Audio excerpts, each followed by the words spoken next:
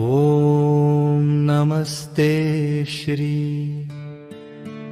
कुलदेवी कुलाराध्या कुलेश्वरी कुलसंरक्षणी माता कौलिक ज्ञान प्रकाशिनी।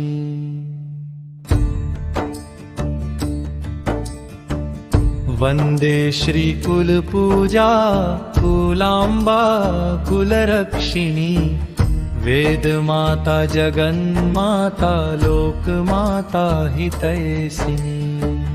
वन्दे श्री कुलपूजा कुलाम्बा कुलरक्षिणी वेदमाता जगन्माता लोकमाता हितैषिणी।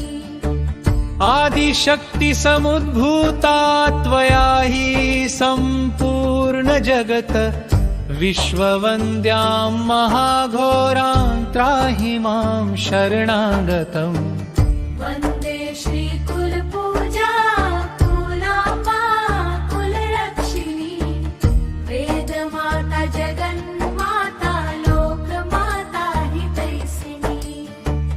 महादेव प्रियङ्करी बालानां हितकारिणी कुलवृद्धिकरी माता त्राहि मां शरणागतम्। वन्दे श्री कुलपूजा कुलाम्बा कुलरक्षिणी वेदमाता जगन्माता लोकमाता हितैषिणी। चिदग्निमण्डलसम्भूता राज्यवैभवकारिणी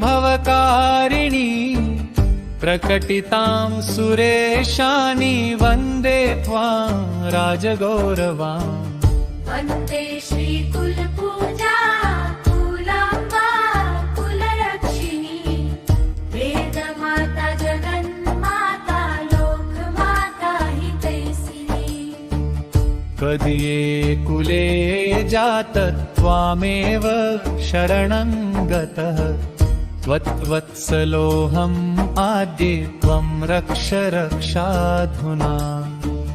वन्दे श्री कुलपूजा कुलाम्बा कुलरक्षिणी वेदमाता जगन्माता लोकमाता हितैषिणी।